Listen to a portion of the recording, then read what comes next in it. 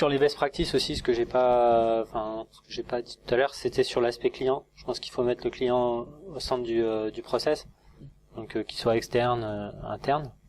Donc clairement, les projets qui ne marchent pas bien sont ceux pour lesquels il y a des besoins ou des objectifs qui sont pas clairs. Et sans mettre le client au centre du processus, on a du mal à définir aussi la direction. Bien sûr.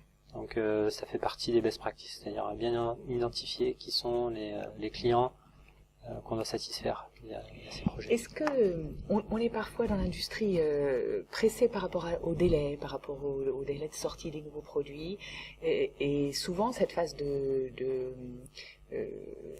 avec le client, de prendre le temps de bien comprendre le besoin et l'environnement du client, elle est parfois un peu bâclée.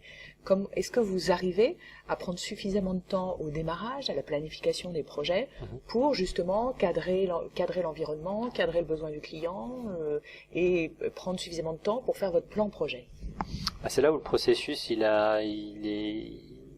apporte sa valeur ajoutée. D'accord. Le processus il définit toutes ces étapes. Oui. Et c'est bien souvent grâce à ça qu'on arrive à les réaliser, parce que effectivement dans l'urgence on a tendance à prendre ces raccourcis, et si on a bien cadré ce qu'on appelle tout ce qui est chez nous processus d'input, oui, en fait du client, donc de vraiment d'identifier les besoins. Oui. C'est pas forcément un client externe, tout dépend de quel type de projet on parle.